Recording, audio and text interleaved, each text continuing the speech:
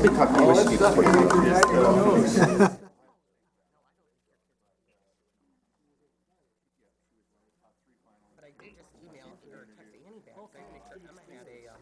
Someone tap on the window for me. Thought I forgot my glasses again. They were right in front of me. We've got a minute to go, and I'll call the meeting to order. Okay. Hi, Chris. Hey, Tom. Oh, got my little fan too.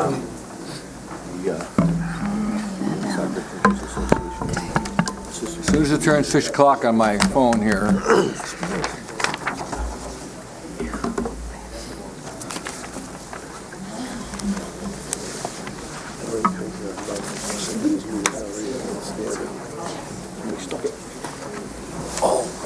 That is what we're doing. Closed session.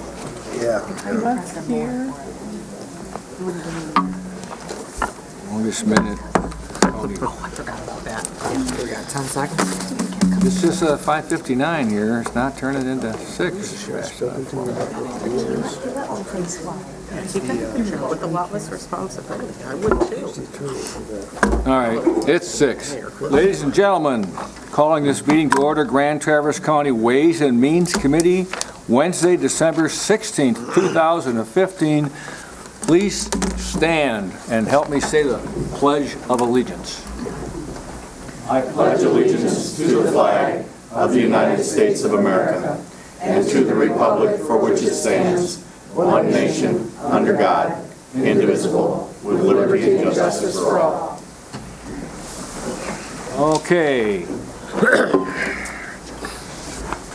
Roll call, please. Wheelock, Yes, ma'am. Max Bauer. Here. Kropa, Here. Johnson, Present. Crawford. Here. Klaus. Here. Lathrop. Yes. Now we come to approval of minutes. Are there any changes, additions, deletions, corrections to the minutes? Board, staff, public? They'll stand approved then. Now we come to first public comment. That stars Bonnie. Any person shall be permitted to address a meeting of the Board of Commissioners which is required to be open to the public under the provision of the Michigan Open Meetings Act. Public comment shall be carried out in accordance with the following board rules and procedures. Any person wishing to address the board shall state his or her name and address. No person shall be allowed to speak more than once on the same matter, excluding time needed to answer commissioners' questions, if any. The chairperson shall control the amount of time each person shall be allowed to speak, which shall not exceed 3 minutes. The chairperson may, at his or her discretion, extend the amount of time any person is allowed to speak. Public comment will be solicited during the 2 public comment periods noted in Rule 5.4, Order of Business. However, public comment will generally be received at any time during the meeting regarding a specific topic currently under discussion by the board. Members of the public wishing to comment should raise their hand or pass a note to the clerk in order to be recognized and shall not address the board until called upon by the chairperson. Okay, ladies and gentlemen, this is your time to speak. We want to hear from you. So who would like to come up? Come on up.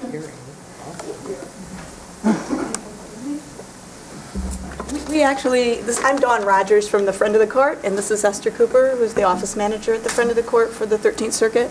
We wanted to come this evening. We know that it is Dean Bott's last day today, and we wanted to just publicly come and thank Dean for all of the service that he's given to us over the years. It's been an absolute pleasure to work with Dean. He's greatly admired not only by me, but I think everyone here that has worked with Dean over the years for his honesty, his integrity, all his competence and his calm demeanor, his professionalism. He's going to be greatly missed, and just wanted to thank you, Dean, very much. Thank you. Thank you so much. Oh, thank you. Anybody else? Keep in mind that we'll have other times you can speak at the end of the meeting and also as topics arise. We want to hear from you. So anybody else? Going once. Twice. Okay.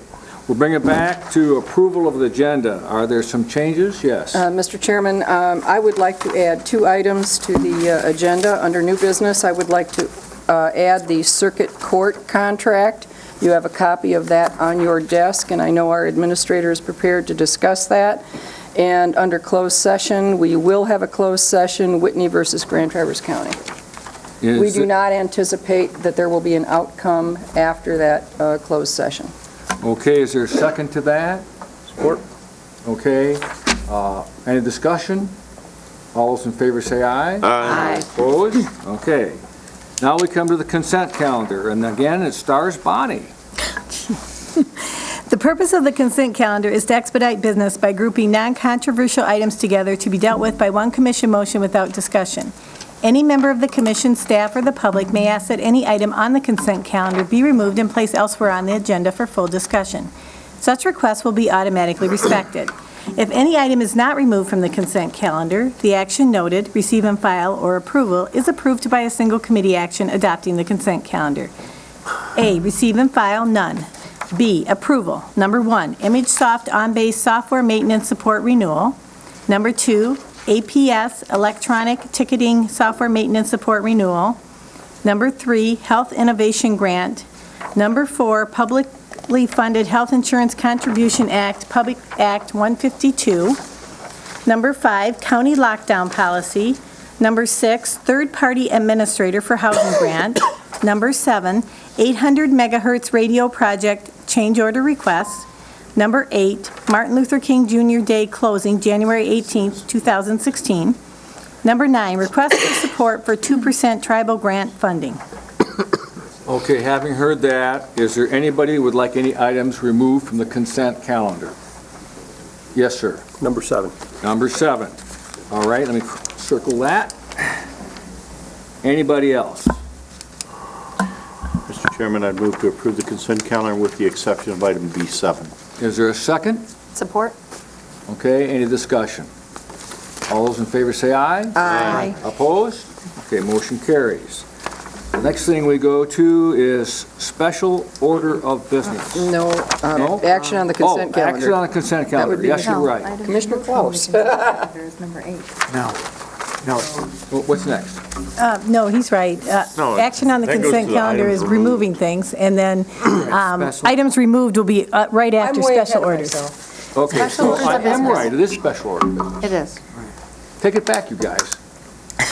Okay, it's I don't me. think I've ever seen it say it. All right. Can I make a recommendation, Mr. Chairman? Yes. Since I would assume that our public hearing on our budget is going to be the significant portion of our evening, is there any way that we could discuss that item since our department head is here to discuss it? I would love that. And just close that up before we head into public hearing? We have a board policy requirement for new items being discussed by a certain time, and since we have a closed session tonight, it might expedite it a little bit better. So you want to discuss the If we could, budget? Mr. Forsyth, would it be okay to rotate number 8 with number 7? Yeah, I'm fine with that. Okay. I would ask that we do that then. I don't understand. She wants to move the items removed from consent calendar, which is number 8, Do that to number first. 7, Okay, that's okay with me. All right. as near as I can Is that tell. what you wanted? Sounds good to me? Did I get that Okay. right? Okay, so we're going to do budget adjustments next? No. No. No, she wants to discuss the item that Ron pulled from the consent calendar before Okay, we start. let- all right then. The special Well, orders business. I think I get it. Go ahead. Okay. Okay. This paper here that was put on everybody's desk, under the VHF simulcast paging, indicates that the price for that was $457,397. With our change order, the Motorola change order, it indicates that we're deleting that item, and we're being credited $186,933, which we would be penalized $270,464 if I'm reading it correctly. Am I reading it correctly, Jason? Reading it correctly. Okay. So how do we get to a spot where we're leaving $270,000 on the table for Motorola? Well, if you recall, we did do a bundled incentive purchase, and they gave us very aggressive pricing and an extra discount if we made the bundled incentive purchase by a deadline date. I think it was August 6th or whatever it was. The contract asks or accounts for the ability to go back and do a change order, And the understanding with that is that you would lose some of that incentive. So what they did, initially they wanted to come back and only credit us with $107,000, which was the loss of the $350,000 incentive discount between that and the $457,000 VHF simulcast purchase. We negotiated that to where we could get more discounting applied to the two additional bundles that were still left, including the subscriber units and the consoles.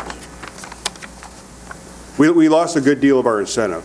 However, I will say, if you've read through the proposal there, that Grand Traverse County, by doing this change order request, will continue to save money long-term by not paying for the maintenance of the VHF system and/or any repetitive upgrades that would need to be associated with that. So, I'm confused, just in that this is only 6 months old or less. How did we go from 6 months ago or in July, knowing we were going to need simulcast paging for a number of, without the incentive, $500,000, to paging system with Grand Traverse Mobile Communication for $145,000. I mean, it just seems like such a short time. Just a brief history on how this developed. Over the course of time in radio communications, VHF was the primary source and the primary technology that we've used. 800 megahertz came along, and it took the place of a lot of the VHF radio communications for voice only. We still had a need to maintain paging. Paging didn't develop on the 800 megahertz platform until recently. And by recently, I mean the state just put their stamp on this in October. So when we were going through the process of developing a proposal for you that you approved back in August, VHF was really the only one true solution that did exist at the time. Well, over the course of the past 4 months, we've had the opportunity to work with the state and the Unication folks that invented and developed the G4 Unication 800 megahertz paging solution. And we feel, after field testing and engineering conducted by the state, that this is the best solution for Grand Traverse County.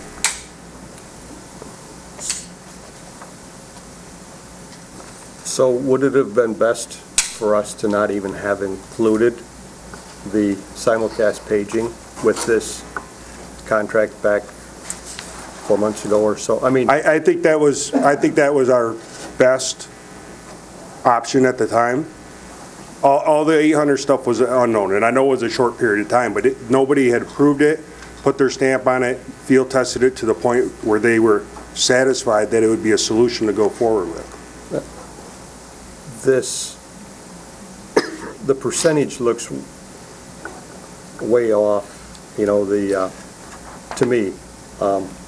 We're taking out We're losing a lot of our incentive. And I can tell you from working through these radio projects in the past, they get a lot of their money, and the back end of things on their maintenance costs. Well, they're losing a lot of the maintenance costs associated with the VHF simulcast. So they're decreasing our incentive by quite a bit. I would agree with you wholeheartedly, but they're not going to get any more money from Grand Traverse County year after year to maintain that equipment. The MPSCS is taking on the ownership of the infrastructure, just like the 800 portables and mobiles, and maintaining and making sure that's sustained long-term. So Grand Traverse County will have no out-of-pocket expenses to maintain their paging going forward. Okay. And I just gotta say, I have such a hard time with this, and that last week we approved to pay Motorola $500 a month so that they could take our phone calls to and invoice us so that we could keep our 911 operations going.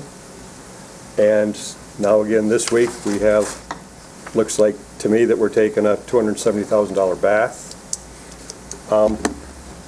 God dang it, I just don't have a good feeling with Motorola and how they're wanting to treat us. I think they're treating us pretty rotten, but that's how I feel about it.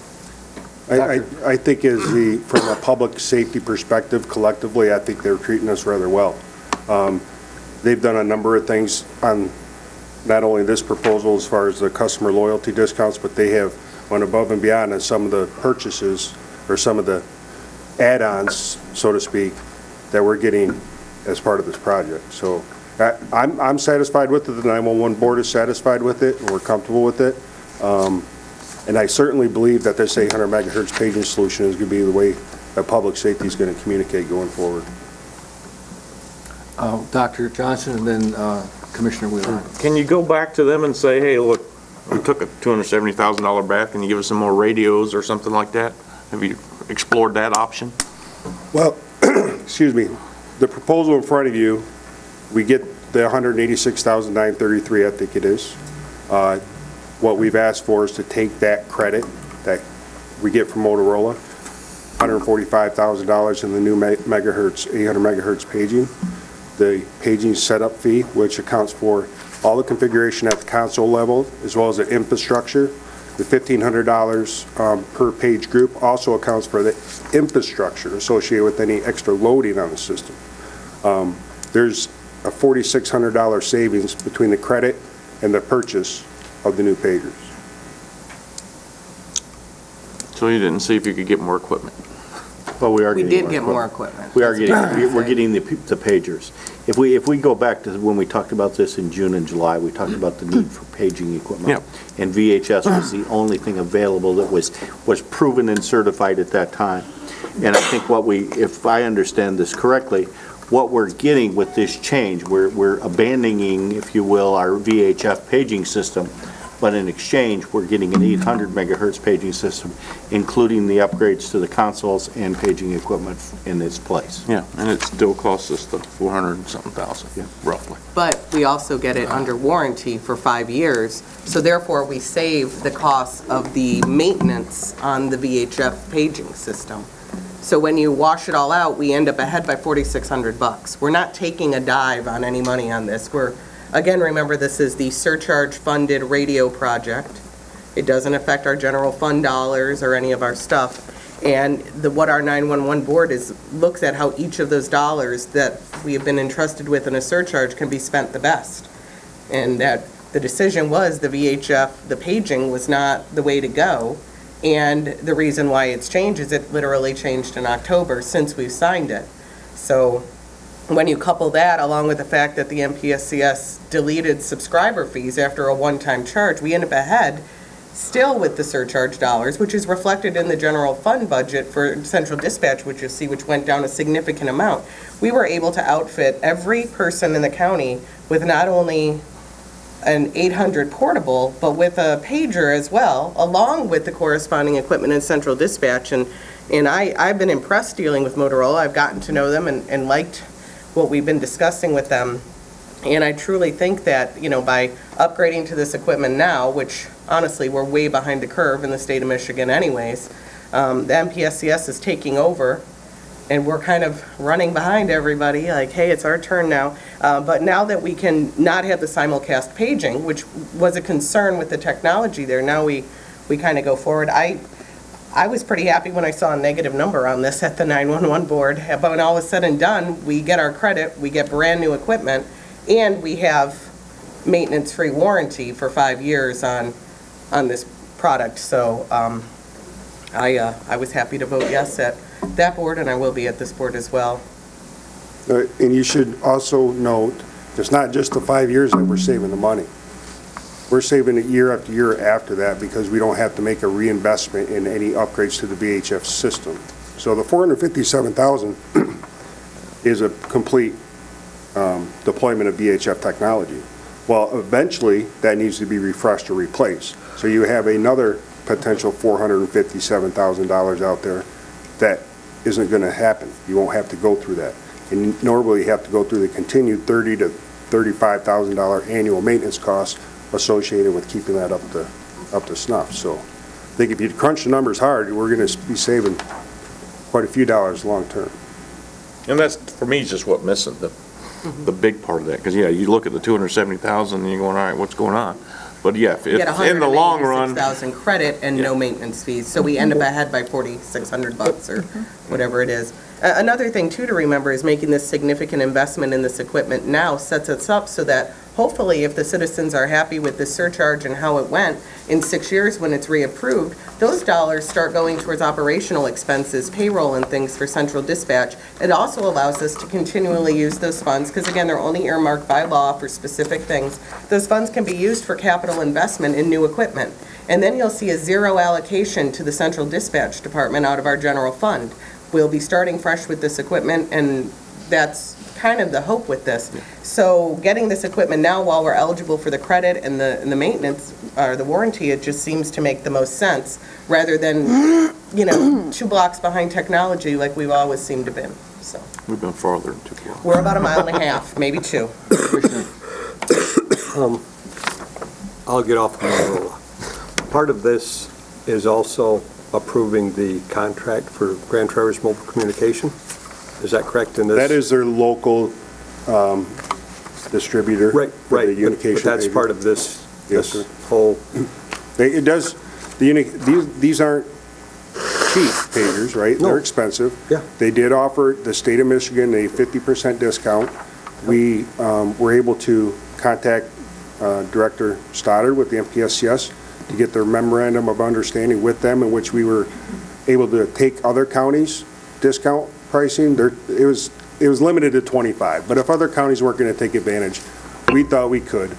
By December 22nd, we can have all of our pagers purchased at a 50% discount. with, and where I was going with this is, there's a warranty. How many year warranty does the pager have without buying extended warranty? 2. So for $32,000, $32,250, we're buying 3 years of warranty. That would buy us 72 new pagers. We could get 72 new pagers for that same amount of money at the rate that we're buying pagers. I'm just throwing it out there. Wouldn't it be, we may not have, all the pagers won't be going down in 5 years. Or is there a chance that they could? Well, that's an unknown, I guess, at this point. Well, That's why we right. want the 5-year warranty, but Right, we but- do feel that is but I'm just- adequate solution. I'm just saying that for that same money, we could have 72 new pagers, which could go to extra personnel that may need pagers. Just, The 911 board felt that it was in our best interest to secure a 5-year maintenance plan on that, considering that it is a unification product that they're not familiar with. It is new technology. Even though we're confident and the state, the MPSCS has put their stamp on it, we felt it is in our best interest to secure a 5-year maintenance plan. okay, thank you. Any other comments? Yes. Yeah, I can tell you, paging equipment takes a great deal of abuse. Some of us tended to abuse ours more than others. I'm pretty sure that the maintenance on my pager was higher than probably 90% of the rural fire system for a long, long time. Has to do with my environment that I work in, crawling around on the floor, pieces of metal stuck to the magnet on the speaker, all of those kind of issues. But my pager was regularly in the shop every 3 to 4 months, so it was just the way it is. And some of our personnel are going to continue to have those issues. There was one other guy in the town that worked in a shop where he cut keys, and the little metal flakes stuck to his pretty bad too. So the two of us kind of swapped back and forth, and Harold kept an extra one so we would have a spare. Yes. I just wanted to ask, Chris, do we need to have 3 separate motions on this, or is it okay to do it in one? I'm fine with just doing one motion. Okay, Mr. Chairman, I will make the motion to approve the change order with Motorola to delete the VHF simulcast paging solution and exchange 23 APX portable radios to version 3.5 with a credit to Grand Traverse County of $180,999, and to approve page group setup fee to MPSCS for $31,500, and to approve purchase of 250 Unication G4 voice pagers with a 5-year extended warranty at a cost of $144,875. Is there a second? Support. Okay. Any more discussion? All those in favor say aye. Aye. Opposed? Nope. Okay, but thank you, Ron. Tell you, he really can crunch numbers, this guy. Yep. Glad to have you aboard. Okay, now, do we go to special order of business? Okay, so I'm going to let Chairman Max Bauer take this over. Well, in the old-fashioned tradition, ladies first. Come on down, Miss Georgia.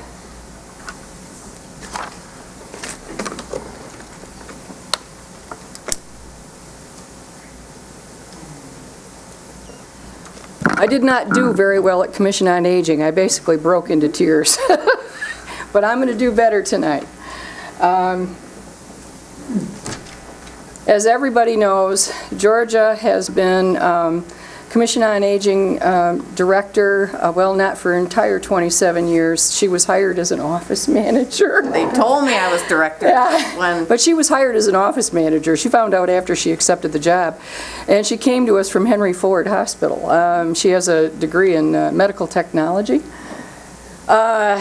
Anyway, when Georgia started, how many Commission on Aging employees did you have? We were trying to figure there was 2.5 in the office counting me, and then there was either 6 or 8 homemaker aides, and everybody else was contract. And how many do you have today? We have, if you counted the senior center, we had 46. Georgia's last millage, to tell you how service-oriented she is for her clients in Grand Traverse County, the senior citizens, her last millage for in-home services passed by 81% in this county. It's just virtually unheard of. I can't say enough about her, the quality of work, her integrity, and her dedication to the seniors in Grand Traverse County. It has been a pleasure to know her, a privilege to work with her for the last 9 years. The Grand Traverse County Board of Commissioners is proud to acknowledge your involvement in making Grand Traverse County a better place for us to live and enjoy. Our sincere appreciation and thanks goes out to you for your past 27 years of service and dedication to Grand Traverse County. For your time of service and valuable contributions to Grand Traverse County, we thank you and congratulate you on your retirement. And Georgia, we do have a frame for this, but you're not going to get it tonight. And I don't know that you want to hang this anywhere. But, you know, on winter days, when you don't have to drive into the office anymore, this is a lovely picture of the governmental center that is framed in when the snow is blowing, and she can sit in her lovely home and enjoy her coffee, knowing that she will not have to drive on the road. She can look at this picture. And I would like you to say a few words, if you would, please. Come on, you can do it. Well, thank you for 27 years. Most of them have been fabulous. I, too, will miss Dean and Ernie and Susie. I know they're leaving, too. They're all fabulous people, and I'll miss almost all the employees at the county that I've worked with. Everyone as a can-do will help you, and got a fabulous poster from Bonnie with everybody's picture on it today. It was very I saw awesome. That's beautiful. Yeah, and I will have that forever, which might not be that long as I'm getting older. But thank you for everything. I'm glad you employed me for 27 years. I was happy to have a job, and I'll miss it here. And I was just thinking about how sad it's going to be. When I drive by, I won't be driving by my office anymore. It'll be someone else's, but that's okay. So, are you visiting your son over Christmas? No, he's busy, and I visit him enough this year. Grant is in the Navy, and he's in the service, and he's deployed periodically. Yeah. He's home for 3 years, so. All right. Yeah. Well, so this is for you. Thank you. Thank you very much. I appreciate this. Thank you.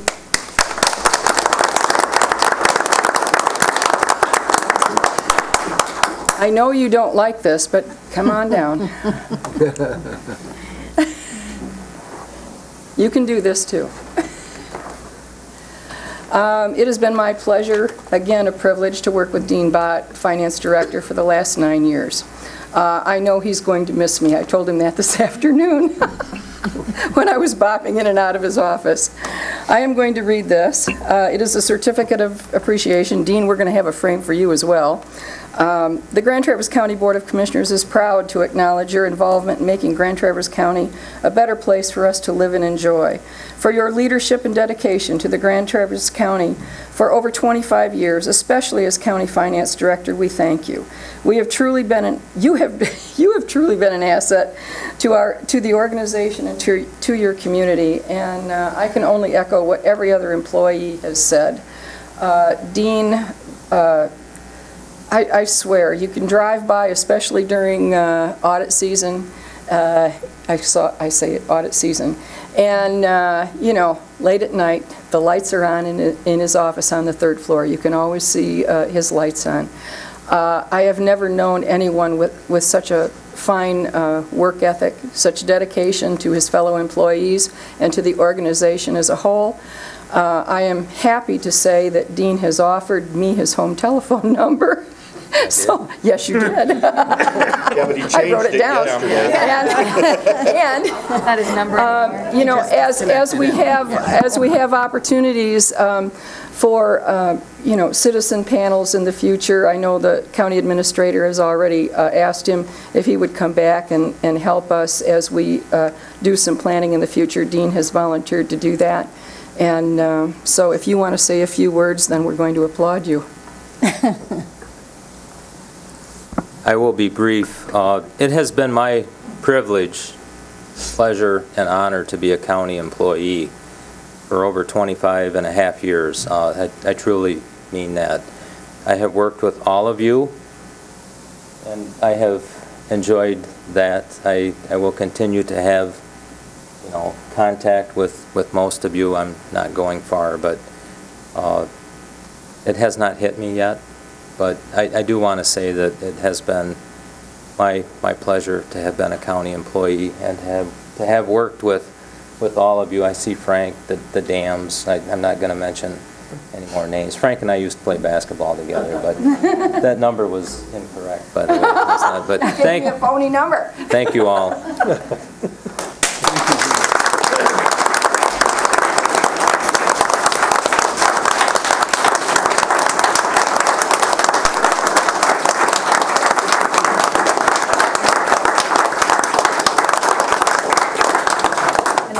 The sheriff wants to say something for Dean, and go ahead, Sheriff. Sure, please come back up here, Dean. I thought you were getting out easy. Poor guy. You know us, Only a matter of time before I got arrested. It's the golden handcuffs. we try not to make it easy for you on the other side of town, at least. I know the other sheriff doesn't try to make it easy for you, but, we're a large part of the county operation. We have a large finance, a large budget, and that necessitates us working with the finance department very closely and very often. And we have certainly appreciated all you've done for us, all the help you've given, and have a small token of our appreciation. This does not measure what you have done for us, but we wanted to acknowledge your help and assistance, and probably we know where you work, so we'll probably be up there. You can run, but you can't hide. Also, I'd like to thank Dean. I've worked with Dean for... In the mic. Come on. I would also like to thank Dean. I've worked with him for 13 years, and Bob Monroe, when he gave up his undersheriff position to me, he told me that I need to become very good friends with Dean. And that has happened, and I'm forever grateful for that relationship. He's been a great mentor to me, giving me sound advice and counsel. And the very unique quality about Dean, he always has the ability to find the high road in any circumstance. And that's pretty hard to find today. So thank you very much.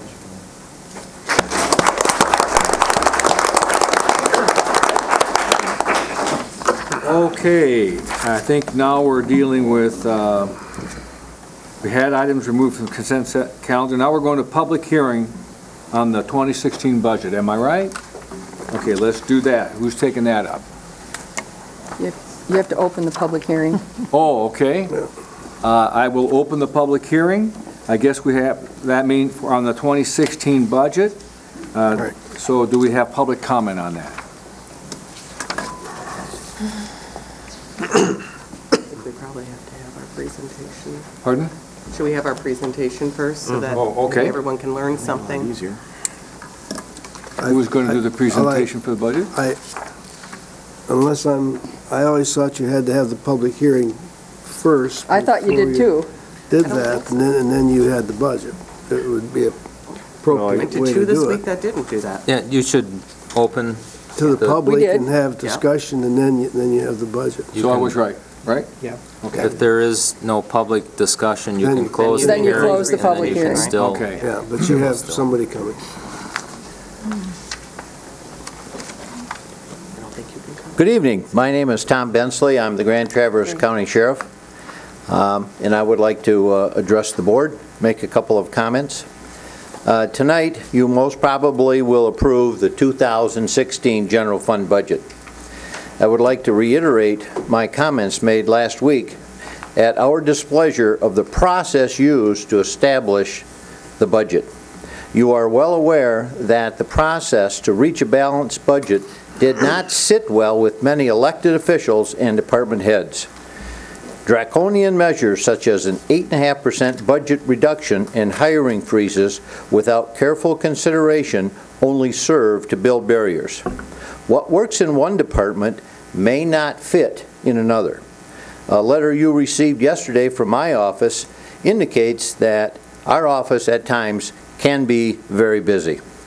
However, we surely applaud your efforts to use the fund balance and reduce the health care payment obligation to help in balancing the budget. There is no question that this proposed budget was a result of Dean Bott's hard work and the dedication that he has shown to Grand Traverse County for 25 years. I worked most of last Sunday, and I know Dean did because we spoke on the phone trying to work out the needed reductions in our budget. He will be leaving and taking with him an enormous amount of institutional knowledge. Going forward, there needs to be much more cooperation and communication between administrators and the various county departments. Without a finance director or a human resources director, Mr. Menzel will need to rely on, trust, and work with elected officials and department heads for Grand Traverse County to be successful in the future. There's no question that our 2016 budget, if approved tonight, will require adjustments and revisions. Because our budget is roughly 1/3 of the general fund budget, we want to be first at the table in January with the county administrator to let him know what we have done in preparing our 2016 budget and what we are doing and plan to do to be successful. Thank you. Thank you, Sheriff. Appreciate it. Anybody else, please don't be shy.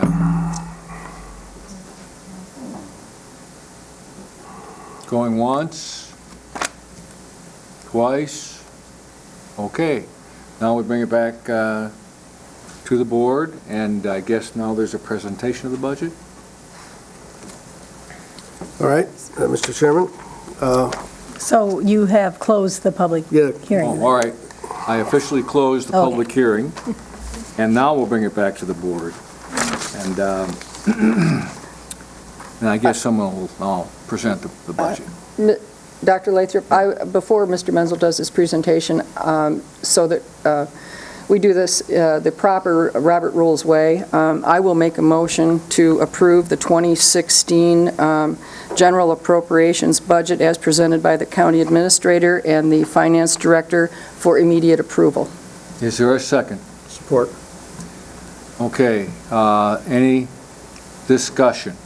Now I'm ready for the Now we'll do presentation. this. Okay, perfect. Okay, thank you, Mr. Chairman. I haven't been here 30 days, I started this process, and it was a frustrating one, and now I'm on antibiotics to get over the darn thing. But Dean was extremely helpful, and I can't tell you how much I appreciate his willingness to stay on a little bit longer to help us through this process. So we'll start out with the balanced budget. It is balanced at $37,760.16. Some would say it's not totally balanced because we moved $500,000 in from reserves to balance it, but we felt that this year, since it was a short time and a difficult process to go through, not having had the time to deal with all the department heads in the depth that we'd want to, it was about 3 months late in getting started, that this was a good result, and that's why we use the reserve funds. Expenditures are about $786,414 less than from 2015 current budget, which is a 2.08% decrease. I hope you can see that. It's broken down as follows: the legislative, judicial, and the breakdown of those is judicial, of course, is the jury commission and probate court, family court. The general government is the administration and county clerk and finance and elections and human resources. And the public safety is, of course, the large one is the sheriff takes up a large of that. Health and welfare is subsistence abuse, ambulance, veterans, and the transfers are the county law library fund, health department fund, child care fund. Those are the internal transfers from one to the other going back and forth. And that's what makes up the budget that's broken down as you see it here in the $37 million. What's the legislative? The legislative is the commission. Okay, so the 1%? The people sitting up here. Okay. That Where does administration fit in then if it's in on general government? General government is administration. Okay. Okay. There's a trend in expenditures from the 2014, which is the green, and the 15th is amended, and then the 2016 recommended. So it gives you an idea of where each one of those various categories are in terms of expenditures. And they're, as you can see, most have gone down. The other one is we put $334,000 in for the dam this year and mental health, and that's why that one is up a little bit. But as you can see, most have gone down and stabilized. Revenues decreased 0.46 overall from 2014-2016. So we had less money to work with, which was a challenge. We lost funds such as the liquor tax. We lost $300,000 and a number of things. But the tax base is increasing, and we're in a growth economy. The area is growing, so that's a positive thing. Going up 4.49. Interest revenue going up 0.34. I think, did the Fed raise the funds today? It'll be making for a quarter point. That'll make a little more. But the other thing is, we've always gone after reserves, but the use of the reserves has gone down. So that's a decline, and we're not using the reserves as aggressively as we were before, and hopefully we'll get to the point where we won't use them at all, and hopefully we'll be able to replace those this year. This is how it's broken down in terms of revenues. Property taxes is a large one, of course. That's the $22 million, and other units of government and license permits and fines and things of that nature make all the revenue. But the big one is the property tax, and that's $22 million. So I don't think there's anything you're unaware of in terms of how the revenue comes in. This gives you an idea of the 2014 was 37 and was up in 15 of 38, and revenues are down to 37, 760, and 216. So the money to work with has dropped. Long-term liabilities, the pensions, as you can see, is the two critical issues facing this entity is the long-term liabilities on the pensions and the OPEB issues. As you can see, it increases every year, and that's why I speak of structural changes, that we're going to have to deal with those two issues this year. The pension, for example, we need to deal with the formula or the multiplier. Yeah, the multiplier. An example is that the city has a 1.5 multiplier. We have people in the sheriff's department up to 2.8, and you can't do anything until you change that structural change, because your trajectory always keeps going higher and higher no matter what you do on the other end. So we've got to stabilize that, and I think I've been trying to find creative ways to do that. I've talked to the MERS to see if they would consider giving us at least 2 years amortization, or 5 years. If you have a mortgage and you go from a 20 to 30, your payments are less. And so I was saying, giving us a little break on that. What I was told directly was that they had given the county a 3-year grace period at one time, under the understanding that they would make structural changes, and they did not make any structural changes, so they weren't inclined to do that unless we made structural changes. Now, I was told that if we did make structural changes, they would consider a possible increase in the amortization, but we would have to do that first. The other issue is the bonding, and that certainly is something that can be looked at down the road, but hopefully we'll be able to have some cost savings within the organization, make the structural changes, and then you wouldn't have to bond for as much. I had a long talk with our city finance director, who was very gracious with his time, and I talked just about bonding in itself, and he said, bonding the whole amount is very, very risky. And the reason is, when you think that if you go for a $47 million bond, you think, well, we pay off the obligations. You don't pay off the obligations. What they do is, it's an investment account.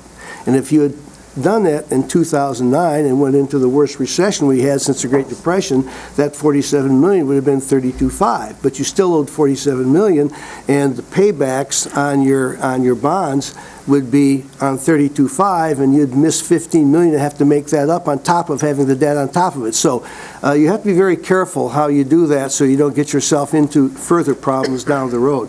So those are all things that we'll look at this year, and we'll come up with some solutions. I think that it's something we can solve, but it's going to take this board and this commission to make some tough choices, and it's going to take the employees to make some tough choices too. Because you can see the trajectory. If you don't do anything, you will eventually be having this pension liability and this operational side having less and less and less to work on, and putting it all in the pension just to meet your obligations. So you've got to deal with that if you're going to have a long-term, healthy financial future.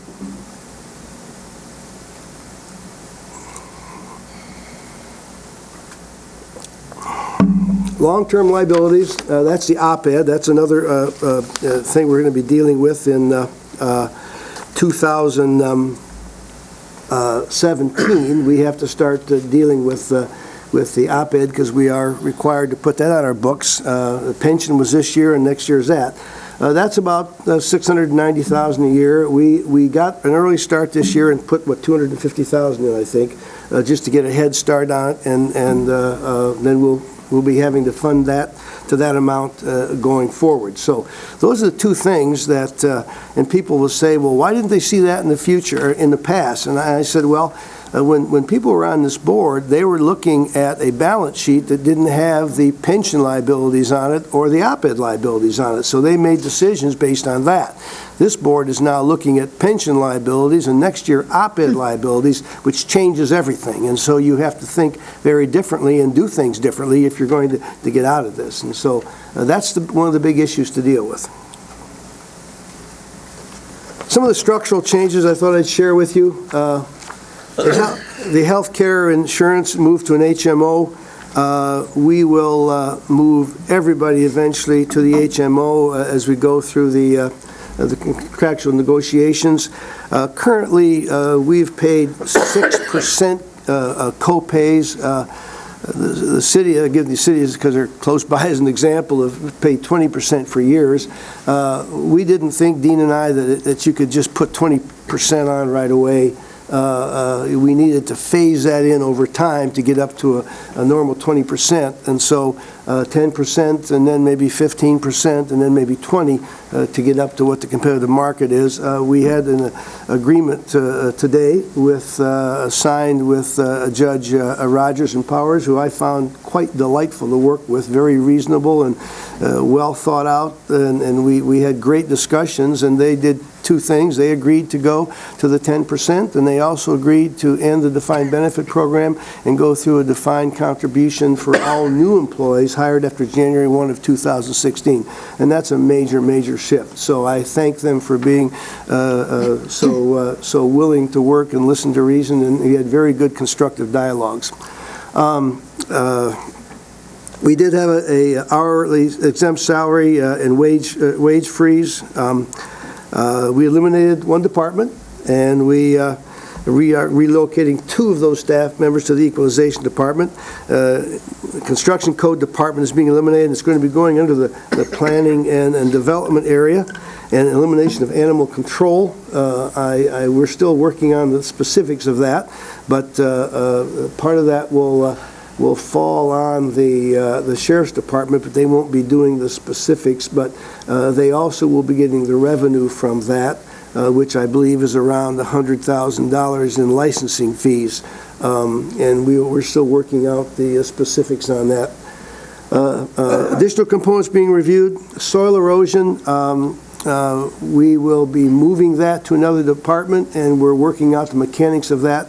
The reason being is that the Myers problem and others gave an awareness that we should be doing a better job in that area, and we should be having higher standards of performance, and so we felt a change in taking it out of the code enforcement and moving it to another department would be helpful. We will be having a DEQ is doing an audit, and when we get that audit, we've asked for a draft.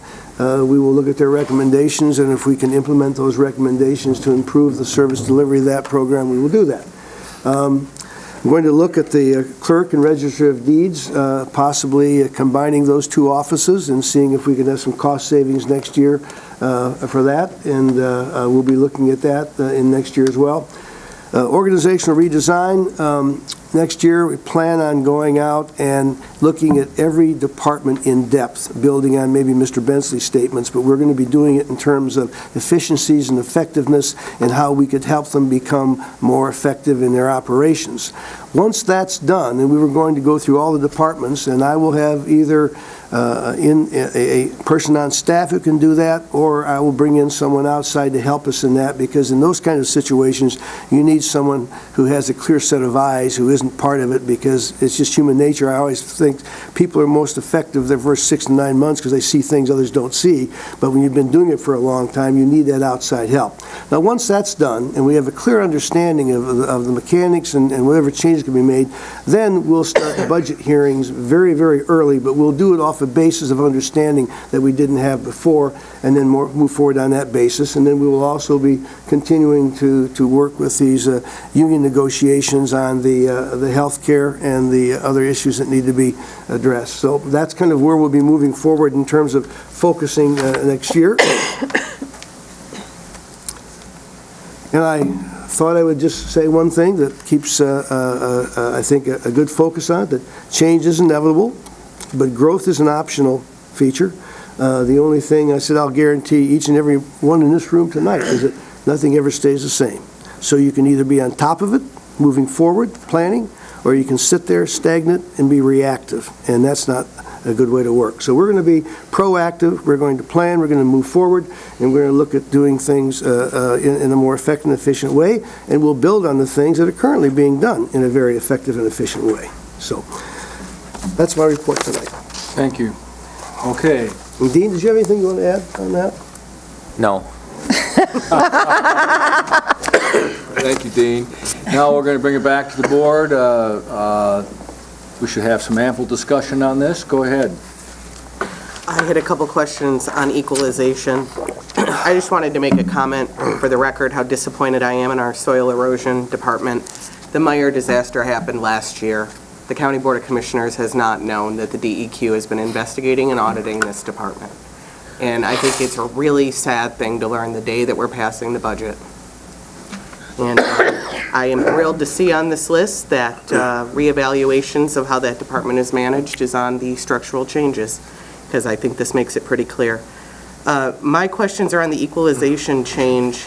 Dean, I appreciate your answers to me prior on the East Bay Township project, as far as with our payroll with that. And as I look in the recommended budget, I see no changes in the East Bay Township contract for equalization. I just wanted to look at 225. When I look at the difference between the 2015 amended amount for equalization and then the recommended, I see a significant decrease, yet we're absorbing 2 employees from the GIS department. But I don't see GIS on here, so I'm assuming this budget is reflective of the change of combining those departments. I see that there was a $10,000 cut that was made in the department, but still, even factoring that in, we're looking at a difference from this year to last year of a loss of almost $50,000, yet we're expanding the department by 2 employees. I'll answer it in 2 parts. First, I'll take the easy one. We still have GIS as a separate department. It's 402 under Okay. the public safety function. And that's something Gotcha. that could be rolled into equalization, but I thought that it made more sense to keep it separate initially. Those employees will be under equalization, but the 2 remaining employees are in that 402 activity that's listed under public safety. Okay. Going back to the first question, the significant change in the amended amount to the requested column for 2016, there were staffing changes in equalization. We had at least one, I don't always remember all of the changes, but we had a person who was at the high end of the pay. There's different classifications, but the person had been here, and I don't want to mention any names, but with the changes in the staffing, we have employees that are at the lower, starting at Right. the smaller, and those are all personnel changes, and that was taken out. Some of the changes I had Sally and Human Resources actually make, and they're reflected in that requested column. But the difference is primarily in personnel, and it's from the changes in the staffing. Could be, when you have new hires, some hires will have full family health coverage, and some of the newer, and that's true in that department. One of the individuals who was hired has single health coverage, but it's primarily from the staffing change from what was budgeted for 2015 to the current staff now, and that reduced personnel cost is reflected in the $423,000 number. There was still a cut. I worked with Jim Baker, and we reduced his contractual services line item because the existing staff can do some of those sales studies that need to be done. That's all being done in-house. And I know that Jim has been seeking an appraiser for quite a while. Yeah, he I has. understand there's a lack of qualified people really statewide in that particular field. And this particular change being $50,000 less, I'm assuming we aren't including the idea of filling that position that's been, I think, advertised for quite a while now. The numbers that you have here, and again, you have just the totals, that includes that vacant appraiser. It does. Yes. So Jim is able to seek that because it is apparently quite difficult to find somebody with that particular qualification. We actually went to a seminar on it when MAC had their seminar here on the lack of appropriate equalization appraisers in the state. Okay, so GIS, I'm sorry that I didn't realize GIS was under public safety, so that makes sense. And then we will continue to see GIS listed as a separate fund? That would be my recommendation, but after today, they can change that. I did not discuss that with Tom, but Jim Baker, the equalization director, wanted to keep it separate, primarily not for the personnel, but because of the other costs. They have some specialized software that's used for that, maintaining that data system, and at least initially, and I would hope that maybe you would consider that for so he can manage that. Okay. And building on Dean's comments, I talked to Jim and told him if the budget did pass tonight, that I was removing the hiring freeze tomorrow because that position would be in that next year's budget, and he could then go ahead and hire. Okay. Thank you. Okay, other comments from board members? Sonny? First, I want to recognize the inclusion of fund balance in this budget. I think it was critical to make this budget happen. I think if we look at our 2015 budget, we budgeted $625,000 in fund balance, and at last count that I had, we hadn't spent a dime of that money, and, we're possibly going to even add some additional monies to our fund balance at the end of the year. I've said for years, just because we budget it doesn't mean we have to spend it. There are parts of this budget that I'm not 100% happy with, and I'm sure everybody else has some of those things too. But even though Ms. Max Bauer doesn't like to hear me say it, the budget is a living document. Every single month. I'm going to hold you to that, too. Every single month, we make budget adjustments, and this board sits here every month and makes budget adjustments in some accounts or another. There are things in here that, I think we probably are still going to have discussions about cutting out, and I hope there's things that we are considering to reinstate. I think, I've told this board at our strategic planning session, I've made the comments publicly, I think it's absolutely essential that we find a way to fund an additional officer in the Traverse Narcotics team. We have a critical need for public safety and getting a handle on the drug problem that we have in our community. We all sit back and we don't want to talk about it, but the fact is we have a huge heroin problem in our community, and the only way we're getting that taken care of is with our Traverse Narcotics team in our Special Investigation Unit. We have to find a way to fund that, and I will crunch numbers. This budget is different to me than the way I've seen it in the past, and Chris can tell you, Dan can tell you, normally I get this budget in a 3-inch thick There wasn't notebook. Time. We would have given you one. I understand that. And by the time we get to the budget hearing, I've got 100 little yellow stick-it tags on different pages that I believe we can move money from, or we need to add money to. And we will dig down in this budget deeper. I think it's essential tonight that we pass this budget so we can move forward. But we need to recognize that it is a document that is not perfect, and we are going to amend it on a regular basis through the next year. Thank you. Commissioner Crawford. I absolutely also fully expect that this budget will be reviewed over and over and over. And as Tom gets his team in place to help him drill down into all these different areas and all the different departments to find the efficiencies that we are looking for, I knew it was not going to be done in the month or so that Tom has had. And I sent Tom an email the other day and I said, it's just not doable. These huge cuts at this point are just not doable at this time. Please use some fund balance and mitigate this a little bit and give yourself and everybody else time to do it right. So I don't want it to be done just haphazard, say this is the way it is and that's it. Because this isn't it. This is the beginning. And I do think that we should approve it to begin. It's not the end of the budget process at all. I do think that it should be approved to allow Tom and whatever team he puts together to work at it some more. It does need to definitely be worked on a lot more. Commissioner McNamara. Tom, I believe you've been here, 2 weeks and 1 day? About that, yeah. Give or take? Yeah. I think Mr. Menzel, in his extraordinarily short time, has done a Herculean job, and I also want to acknowledge this county board. And I say that because shortly after the departure of our former administrator, this county board hired an independent financial analyst.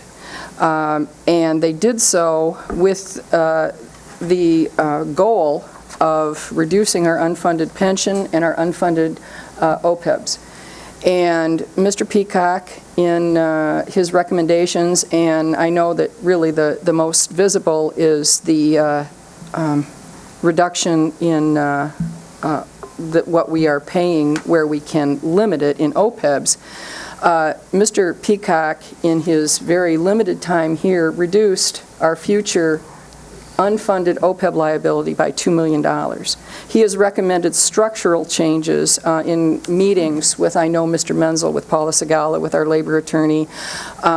He has recommended structural changes. Mr. Menzel has come up with structural changes. That GIS structural change is $160,000 a year, and that's going to save us year after year after year. And I will tell you that I heard from two clients that use GIS within the last week, and I haven't heard from anybody complain, but the two people I did hear from made it a point to tell me that they are really pleased that GIS is going back under equalization. They believe for what they use it for, it's going to serve them better. Mr. Menzel, what you have done in the extraordinarily short period of time you've been here, I think has been phenomenal. People have asked me, where is results-based budgeting? Well, we haven't had time, truly, and believe me, this is where we're going, and this is where Mr. Menzel is going. Where are our dollars going to give us the best results? Where are we going to be most productive? What do our citizens value the most?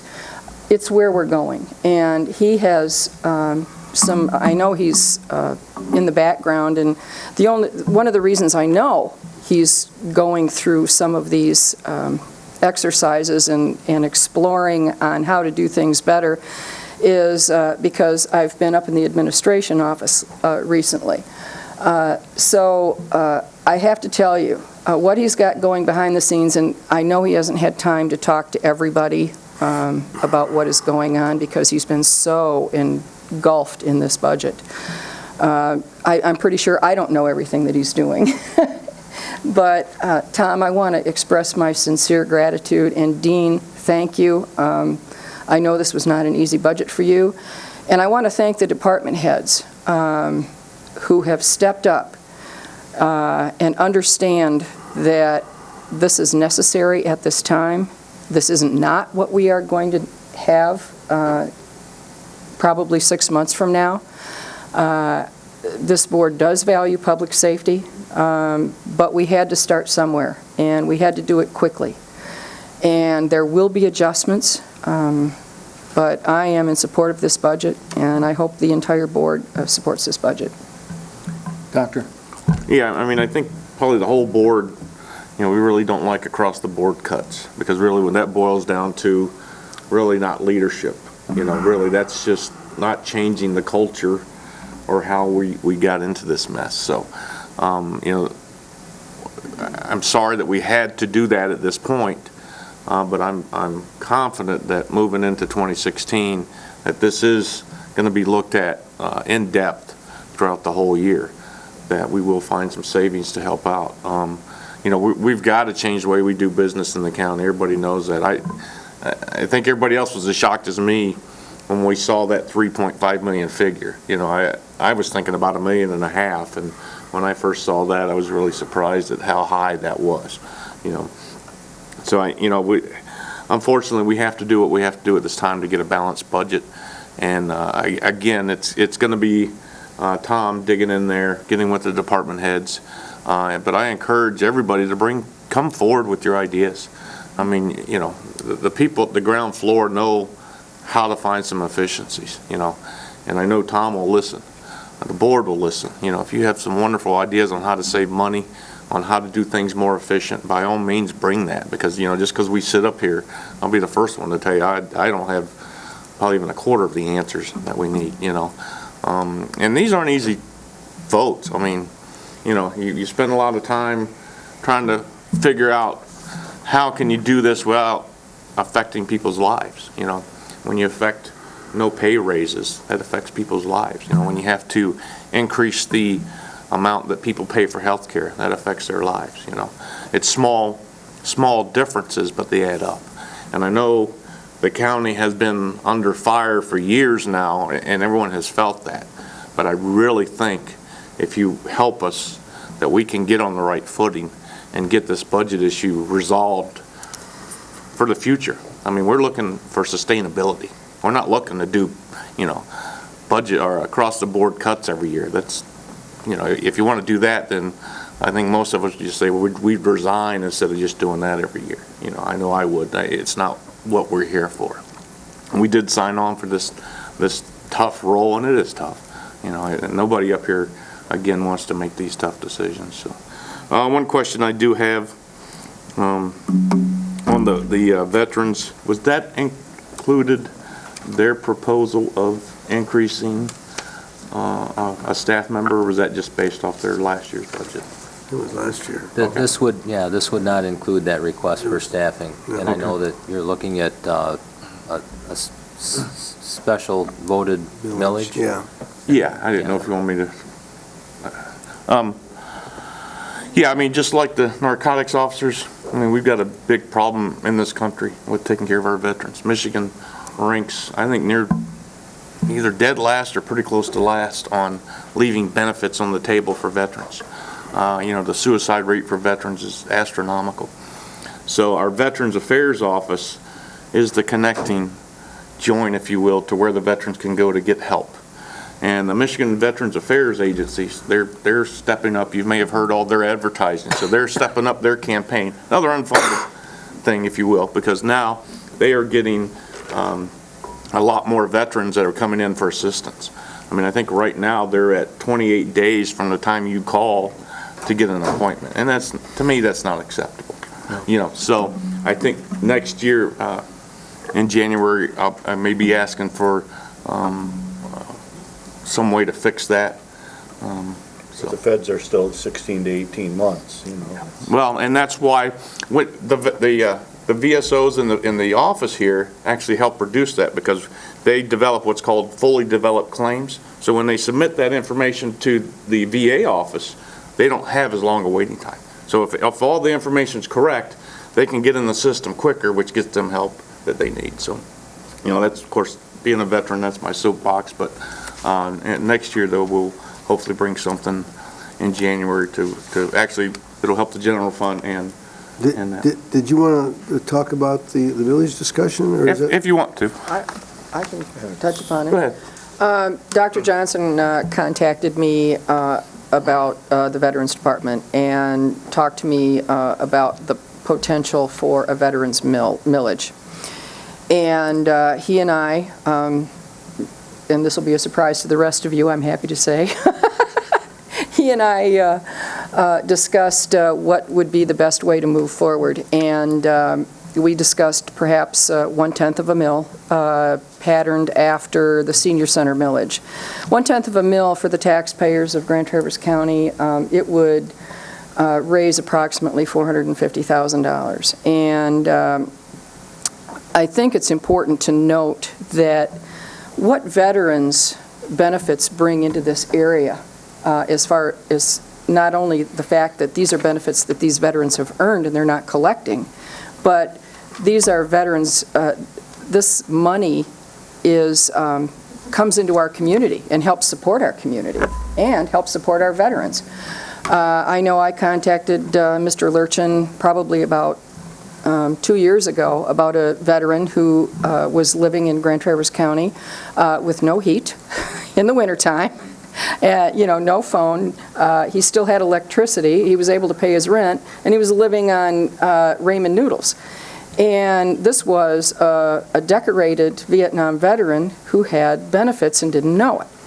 And it took about, well, initially, Michigan has a Veterans Trust Fund, and Mr. Lurchin, the director of our Veterans Department, immediately got him some assistance, got his heat turned on, got groceries in his kitchen cupboards, and applied for VA benefits, which this veteran had earned. And he as I said, he was a decorated veteran, and he was wounded in Vietnam, and he had earned these benefits. Plus, he was living on Social Security, a very small amount. So the VA changed this veteran's life. When I was in there talking with Mr. Lurchin about this particular veteran, another veteran came in and was practically in tears because he was 100% disabled, and he was in danger of losing his home. And because he was 100% disabled, he was now receiving $3,000 a month. He saved his house. He was able to pay his property taxes. You know, this is all money that comes into our community. So Dr. Johnson asked me if I would move forward with drafting some ballot language for 1/10 of a mil for the veterans of Grand Traverse County. I contacted and met with Chris Forsyth and Bob Cooney. They are in the process of drafting that ballot language, and it will be presented to the county board at January's RMNA meeting. And if you would like to expand upon that, feel free. Well, may I just, I hate to interrupt, but I believe that that's an item for the RMNA I did, January agenda. RMNA. It's not part of the discussion on the 2016 budget. So I would like to, kind of bring it back. Let's talk about the budget. If we have additional things, so we can get this passed this evening. I'm more than willing to have all kinds of discussions about veteran benefits. Don't be hating on the veterans, big supporter. But the fact is, the issue tonight for this, at this time, we have a motion on the floor to approve the 2016 budget. We should focus our discussion to that issue. This will make you happy, because my question was on the veterans allocation from the general fund. I was surprised to see that the general fund allocation to the VA, oh God, can't even see it now. Let me find where it's at. 682. It is $502,951,000, and I was hoping that someone could help me understand. I am under the impression, and it could be the false impression, that many counties around us do not have a Veterans Affairs Department. Is that correct? Yes. Do we partner with other counties, and general fund dollars from those other counties come forward to ours? So this $502,000 is strictly Grand Traverse County's allocation to this local Veterans Affairs. Does that include the Leelanau and Benzie?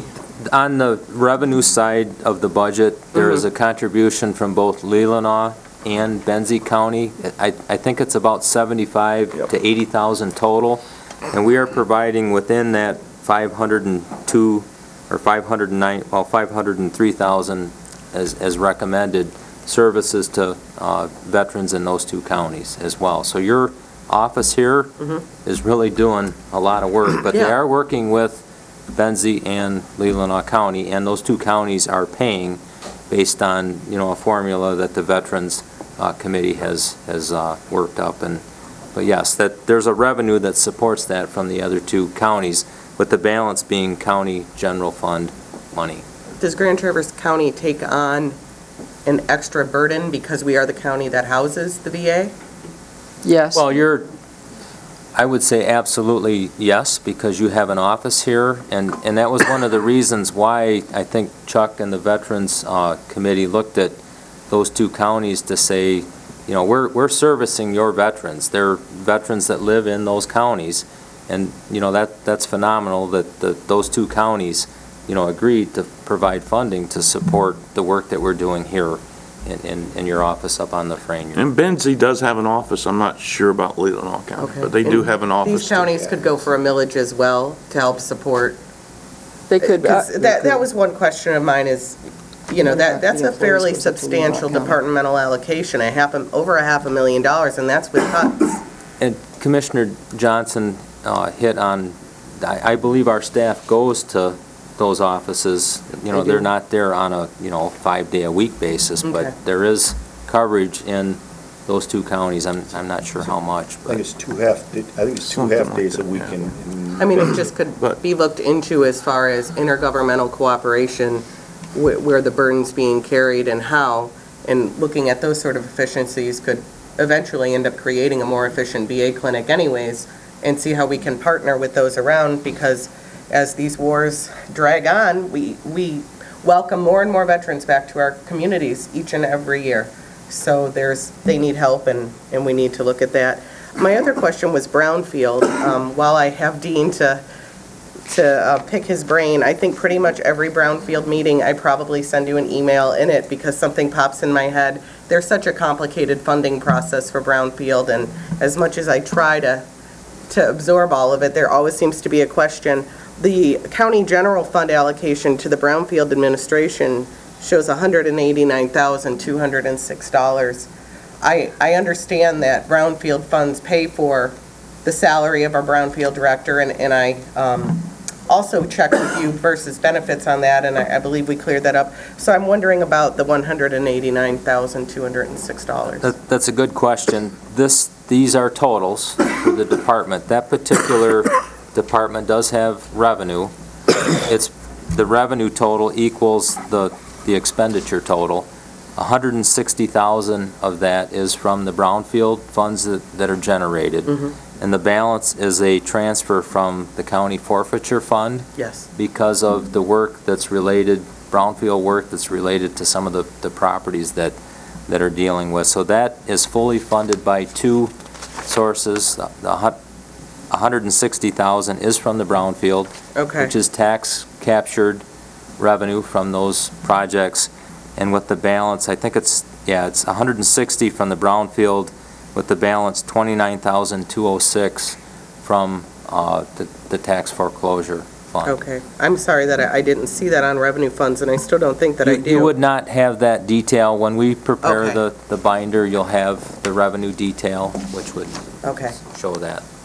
And my last thing is to Sunny. I think everybody's probably sick of hearing me talk about the opiate task force and heroin and all of that at every single meeting, but it is. I mean, every dollar that we invest in fighting this drug epidemic comes back to us 100-fold on all of our departments and our expenses. So I do have one solution for you, Sunny, and it would be 2 months ago at their budget meeting, the Garfield Township Board of Trustees approved a new CPO to be dedicated to TNT. They are willing to cover the costs that a CPO covers, but of course, the rest of that would have to come from the county. I believe roughly $70,000 would be covered by the Garfield Township fund, and then the county would have to allocate the extra. My understanding was that the desire on our sheriff's department was that it was an additional employee, not taking an existing employee and making them a CPO for the TNT. So we have a possibility of a partnership, but that would mean hiring another person in our sheriff's department. So just to let you know, they are ready and willing and have already approved it, and it is in their 2016 approved budget. So it's sitting there, ready to go to the county if at some point we can discuss this type of issue in our further budget discussions. As we all, I think, acknowledge this is a preliminary budget, and it will be moving and breathing and changing as of January 1st. But that is one item where we could save a substantial portion of that. And again, I feel that every dollar invested in TNT comes back to us quite a bit. Anybody else? Discussion about the budget. I would like to ask, did we make this for immediate approval? I did, yes. Yes. Okay. I guess I'd like to say something about it. I want to thank Dean Bott. Thank you for, you really have taken the high road. You stayed into the last minute here and helped us come out with a very difficult budget. Thank you, Dean. Well, thank you. I had a lot of help. I had made a lot of calls, and I had a lot of great support from the departments, the elected officials, my staff, Bonnie. I don't do it alone, but when I asked, they helped. So Thank you. They all deserve a lot of credit as Doctor. well. Well, I talked to a lot of you at the department head meeting today, and I'm very impressed with our staff. Many of them have volunteered to help Tom until he gets his team in place. It was touching, really, put a lump in my throat as I told them. And I'm so proud of our new administrator. I can't tell you how great it is to have a man like this help lead us into the process of change and through the process of change. I'm confident you'll feel that way. I know that this cross-the-board cut is not the way he works, and I'm confident he'll prove that to you in this next year. So this is, if there's no more discussion, go ahead. I just need to make a real quick comment. I have, as some of you know, I've been up in the administrator's office quite a bit within the last week, and I have had on numerous occasions opportunities to work with Cherry Wolf, Dean's assistant in finance, and I have to tell you, she has given me some of the most valuable information, and I just have to say what a wonderful help that she is in that department. We have a lot of great employees. We need all of you to get through this. So is it time for a roll call vote? Let's do it. Max Bauer, Yes. Kropa, Yes. Johnson, Yes. Crawford, Yes. Klaus, Yes. Wheelock, Yes. Lathrop. Yes. Okay, we've already done the items for consent calendar, and now we're on to Dean's last performance. Mr. Chairman, I believe that we also, do we need a separate motion for the appropriation resolution? I don't know. It would, I would recommend that you do that. I believe that even though we've approved the 2016 draft budget, Yeah. we need to pass the 2016 general appropriation resolution. Be it further resolved that all county elected officials, department heads, and employees shall abide by the Grand Traverse County Purchasing Policy, Budget Resolution 9480, 19593, personnel policies, all other policies adopted by the Board of Commissioners, and on and on and on and on. It's, you know, there's 3 pages. I'm not going to read it all. But the fact is, we need to pass the budget resolution, the appropriation resolution, as a separate entity as to the. Are you the making draft that budget. motion? Yes, please. Support. Okay, is there a second? Support. Any discussion? All those in favor say aye. Aye. All those opposed? What? It Oh, we wasn't, gotta do a roll call. it wasn't Okay. for immediate approval in the motion either. But it's a resolution, so it has to have a roll call. vote. Okay. But isn't it for immediate? It's a Bonnie, can- resolution, it's Okay. You fine. got it in you for another roll call? Should we have it for immediate approval? Sure, why not? Oh, yeah. Okey-doke. You know you like doing that, Sonny, come on. All right. Immediate approval then. Kropa, Yes. Johnson, Yes. Crawford, Yes. Klaus, Yes. Wheelock, Yes. Max Bauer, Yes. Lathrop. Yes. You know that you very rarely get me to make a motion for immediate approval, so, No, I'm you're impressed. Is that your Christmas gift to us? Thank you. about as good as it's going to get. I see. Okay. Now, let's see. Now, I hope I'm right. I've been making so many mistakes tonight. Finance, budget adjustments, Dean. I'm asking for your approval of a few budget adjustments. I'll run through them. This is on page 50 in your packet. The first one is for the Register of Deeds. Commissioner Kropa, this goes to your email from earlier today. We have rebates and refunds from the online services, but this is budgeting that revenue to cover the related contract services. In the middle of the page is budgeting the local grant from the Grand Traverse Band for 2 projects at the Civic Center, the camera surveillance project and the Memorial Tree project. The last one on page 50, we're increasing revenue that we've actually received in our building code department to cover contract services related to reviewing and inspecting those permits. And then the last one, which is on page 51, is related to our health department. We're increasing the cremation permit revenue to cover related costs for our medical examiner activity, which is fully accounted for in your health department. I'm asking for your approval of those budget amendments. Mr. Chair? Yes. I would make a motion that we accept all the budget adjustments as presented. Is there a second? Support. Any discussion? All those in favor say aye. Aye. All opposed? Motion carries. Commission on Aging Fund Balance Commitment?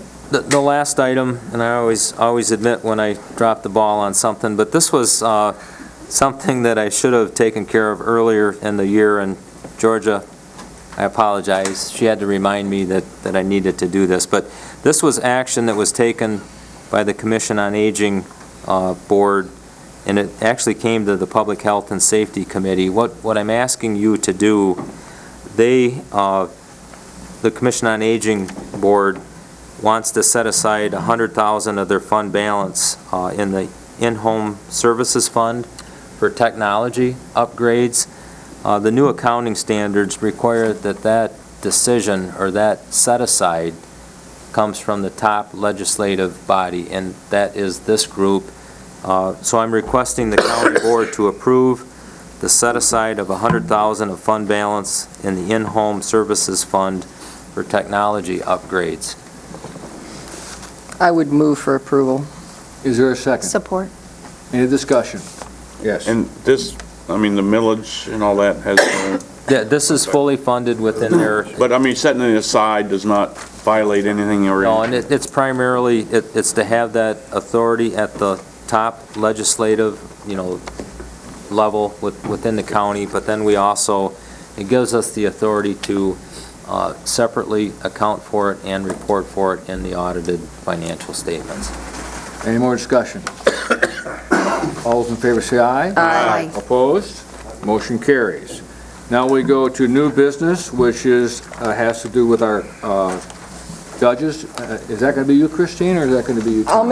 I'll make the motion just to make it official. I would move to approve the agreement between the 13th Judicial Circuit Court for the State of Michigan and the Grand Traverse County Board of Commissioners as presented on your desk. There's two agreements, one for the Circuit Court Association, one for the Circuit Court Supervisors. So it'll be two different. Are we handling them as one, at the same time with the same motion? Mr. Forsyth, do I need to make them separately? Or can I do them together? No, that's fine, it's fine if it's All right, together. they're together. We just need to note that it is two It is two, separate it is contracts. both agreements. So we have a And motion. I would like it for immediate approval. We have a motion. We have a second. Dr. Johnson seconds it. Okay. Any discussion? Yes. I would like to echo our administrator, Tom Menzel. I would like to thank Judge Rogers and Judge Power for their cooperation. They agreed to do what the rest of the county is doing. And I know it was difficult for them, but they certainly saw the need, and I just want to express my appreciation. Thank you. Any other comments? Okay, we should do roll call on this. Johnson? Yes. Crawford?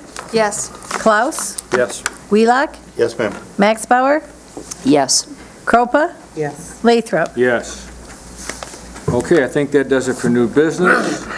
Now we are at second public comment. I don't think we need to read those rules again, do we, Bonnie? No, we do not. Anybody want to make a public statement, please don't be shy. Everybody's talking to Mike Walton. Okay, we're going to take it back to the board. We do have a closed session, but we're Commissioner Committee reports. Yes. First, I want to say happy birthday to Bob. Happy birthday. Happy birthday, Bob. Everybody wants to go to a budget meeting for their birthday. Absolutely. And we've thrown in a closed session as our gift to him. Yes, keeps on giving.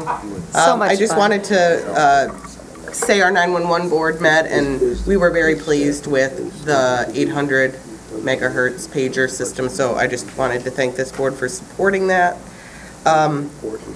The Silver Lake rentals continues to be quite an interesting issue in Garfield Township, and so that meeting continued, and it's been tossed to their planning commission, and it's going back and forth, but you should probably be hearing a lot about it, and that goes on.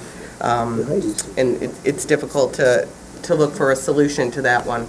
The next thing is Brownfield this morning. I talked to Chairman Max Bauer, but Eugene is gone. I have news for everybody that didn't know that the County Board of Commissioners is the final say on the Pine Street project. The meeting that went till 1:30 in the morning will continue on.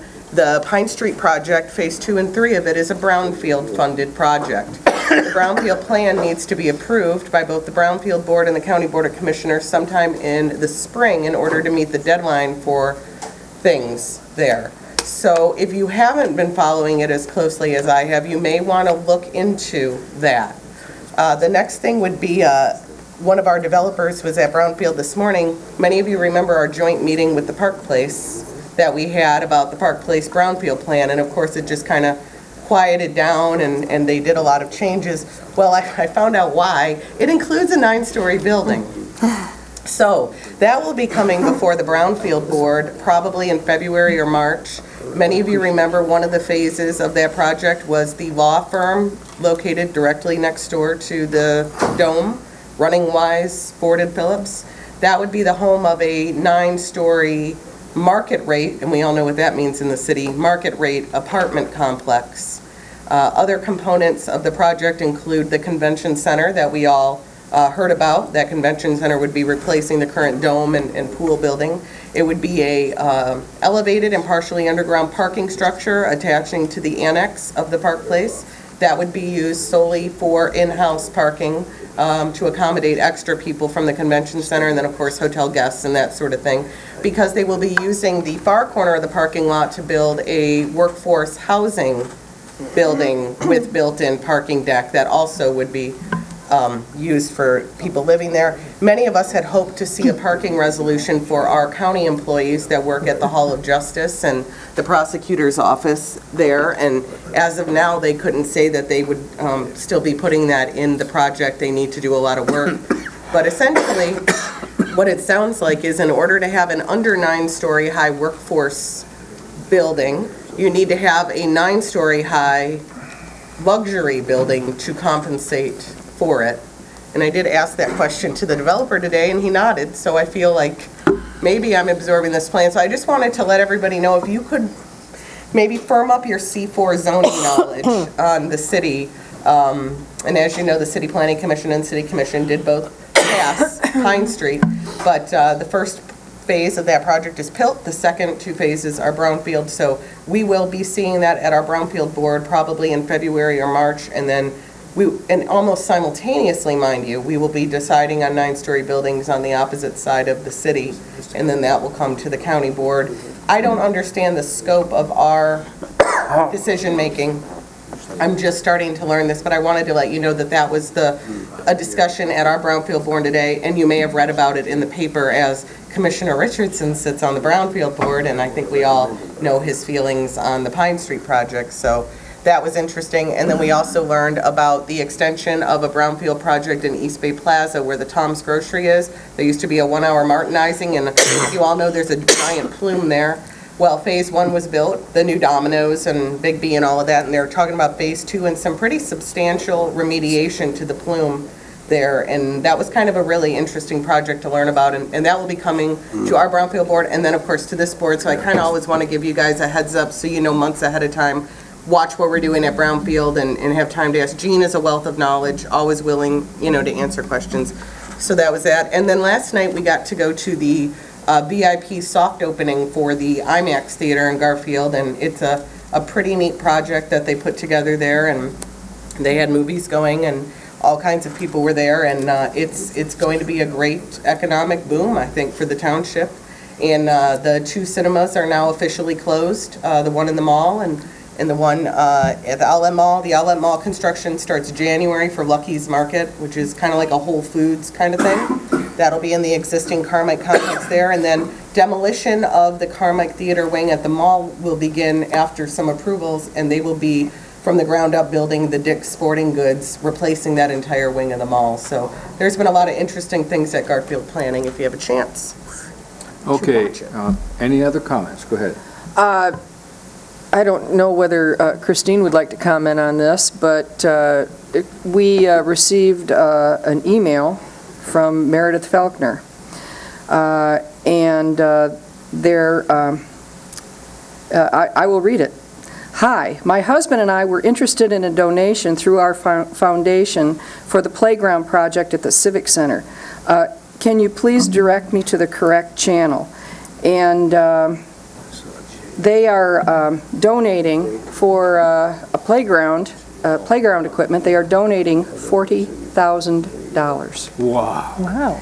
And we just got the note, so I just wanted to share that. And I'm pretty sure Christine is going to be commenting on it at Parks Thursday night with a great big smile on her face. That's very cool. Anybody else?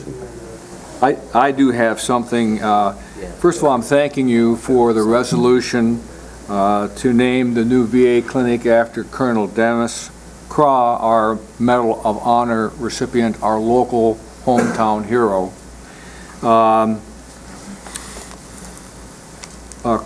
Lieutenant Colonel Terry Hahn is helping me with this, and tomorrow night is men's night downtown, and we'll be out on the street together. Maury from Captain's Quarters has given us permission to stand in front of his store and getting some signatures and petitions. We also will be putting on that large, ever-changing sign on Airport Road some ads about Colonel Craw, which Lieutenant Colonel Terry Hahn and myself personally will be funding that. And I want to thank Lamar Signs because they gave us a great financial deal because of this cause. So anyway, it's moving along great. So if you're down there, come sign our petition. We'll be out there in the cold. But we get to come in and warm up now and then, Maury says, from Captain's Quarters. Yes. And in regard to that, if you can get me, I know that I've heard the information that Mr. Craw is from Long Lake Township. Yes.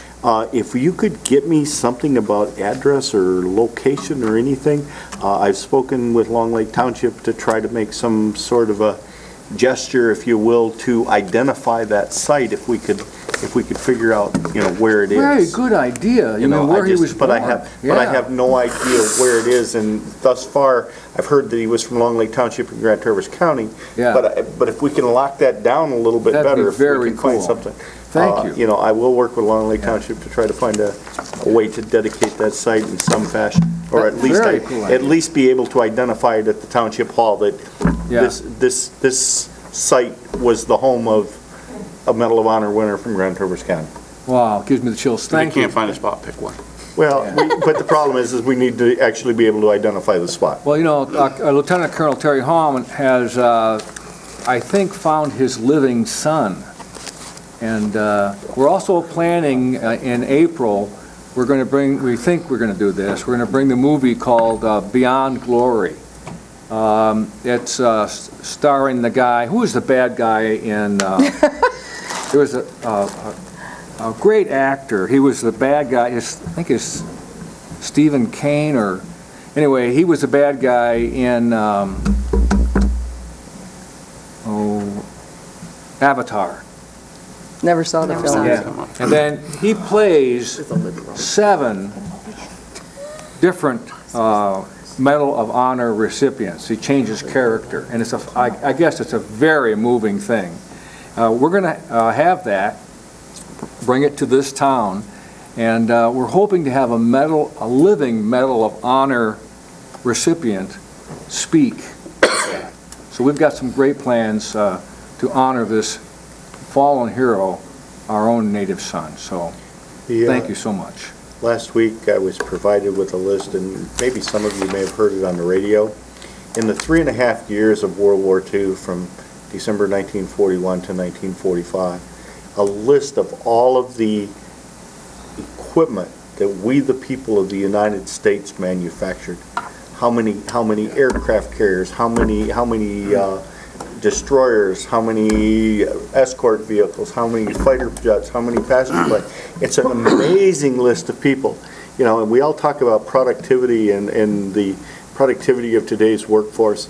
When you read this number in this list, it's just overwhelming that in 3.5 years we did this while 16.1 million American males were serving in combat. The girls did it. The girls did it. Thank you for making an excellent point, Sonny. I love that. Rosie the Riveter. That's right. I will try to drop a copy of that list in each of your mailboxes because it is really interesting to read. So I'll try to get it to you. Okay. The only other thing that I have, if I could, it goes under announcements and notices. Just a reminder for everyone, myself included, the Board of Commissioners meeting for December will be held next Tuesday, not the last Wednesday of the month. It will be held next Tuesday, the 22nd. So, Thank you very much. as some of you probably might have noticed, I missed the memo about the night before Thanksgiving because I didn't. That's why you weren't here. I read the packet on Sunday. On Tuesday. At least you admit it. Tuesday night, I got the packet out just to review the items. You and went, it's "Oh, like, darn." Oh, my. Okay. All right. Anything else? Notices, announcements? Okay, then, go ahead. I'll make a motion to go into closed session Is for there a the second? purposes of discussing the case Whitney versus Grand Traverse Okay, County. second? Any discussion? All those in Who was favor? the second? Right here. It's got to be roll call? Roll call. Okay. Crawford? Yes. Klaus? Yes. Wheelock? Yes. Max Bauer? Yes. Cropa? Yes. Johnson? Yes. Lathrop? Yes. 11:40 doesn't say. Leaving my iPad in there.